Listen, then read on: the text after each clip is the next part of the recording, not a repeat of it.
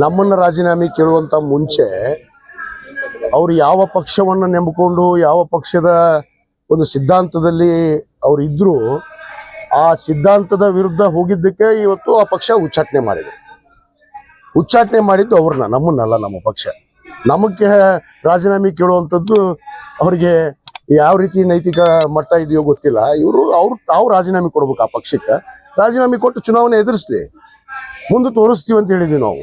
ಅಶ್ಲೀಲವಾಗಿ ಮಾತಾಡುವಂಥದ್ದು ಅವರು ಸ್ವಾಭಾವಿಕ ಗುಣ ಅನ್ನೋಕೇನೋ ಅವ್ರ ಸಂಸ್ಕಾರನೇ ಅದೈತಿ. ಅವ್ರ ಸಂಸ್ಕಾರನೇ ಅದು. ಏನು ಕಲ್ತಿಲ್ಲ, ಜೀವನದಲ್ಲಿ ಕಲಿಯೋಕ್ಕೂ ಸಾಧ್ಯ ಇಲ್ಲ. ಇಷ್ಟು ವರ್ಷ ಆಗೈತಿ ಆ ಮನುಷ್ಯನಿಗೆ, ಇನ್ನೇನು ಕಲಿತಾರೆ? ಕುಣಿಗೆ ಹೋಗೋ ವಯಸ್ಸಿನಾಗ ಬಾಯಿಗೆ ಬಂದಿದ್ದು ಮಾತಾಡ್ಕೊಂತ ಹೋಗ್ಬಿಡುದು. ಎಷ್ಟು ದಿವಸ ಇರ್ತೀವಿ ಅನ್ನೋದು ಅವ್ರಿಗೆ ಗೊತ್ತಿಲ್ಲ. ಅದಕ್ಕೆ ನಾನು ಹೇಳೀನಿ, ಅವ್ರ ಟೈಮ್ ಬಂದ್ಬಿಟ್ಟೈತಿ. ಪಾಪ ಅವ್ರ ಟೈಮ್ ಮುಗ್ದೈತಿ. ಯಾಕಂದ್ರೆ ರಾಜಕೀಯ ಜೀವನದ ಒಂದು ಟೈಮೇ ಮುಗಿದಂತೆ ಕಾಣ್ತಾ ಇದೆ. ಅದಕ್ಕೆ ಅವರು ಇಂಥ ಅಶ್ಲೀಲ ಶಬ್ದಗಳನ್ನ ಎಲ್ಲರಿಗೂ ಮಾತಾಡ್ತಾರ. ಅವ್ರಿಗೆ ಹುಟ್ಟಾರ, ಇವ್ರಿಗೆ ಹುಟ್ಟಾರ, ಸಹಜವಾಗಿ ಹುಟ್ಟಿದ ಬಗ್ಗೆನ ಮಾತಾಡ್ತಿರ್ತಾರ.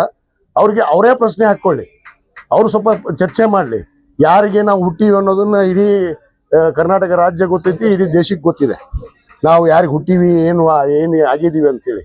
ಇವತ್ತು ಅವ್ರು ಏನಾಗಿದಾರ, ಅವ್ರ ಮನೇಲಿ ಯಾರು ಹುಟ್ಟಿದ್ರು, ಇವ್ರು ಯಾರಿಗೆ ಹುಟ್ಟಾರ ಅನ್ನೋದು ಅವರೇ ಪ್ರಶ್ನೆ ಮಾಡ್ಕೊಳ್ಳಿ. ನಾನು ಅದನ್ನ ಹೇಳಕ್ ಹೋಗೋದಿಲ್ಲ. ಆದ್ರೆ ಮೊದಲು ಇವತ್ತು ಒಂದು ಪಕ್ಷ ಏನು ಇವ್ರಿಗೆ ಕಿತ್ತಿ ಒದ್ದು ಹೊರಗಾಕೈತಿ, ಅಲ್ಲಿ ರಾಜೀನಾಮೆ ಕೊಡು ಅಂತ ಹೇಳ್ರಿ. ರಾಜೀನಾಮೆ ಕೊಟ್ಟು ಇಲೆಕ್ಷನ್ ನಿಂದಿರ್ಲಿ, ಮುಂದೆ ಬರ್ತೀವಿ. ಶಿವಾನಂದ ಪಾಟೀಲ್ ಬರ್ತೀವಿ, ವಿಜಯಾನಂದ ಕಾಶ್ಯಪ್ನವರು ಬರ್ತಾರ, ಮತ್ತೆಲ್ಲರೂ ಬರ್ತೀವಿ. ಅವಾಗ ಹೇಳ್ತೀನಿ ನಾನು. ಈಗ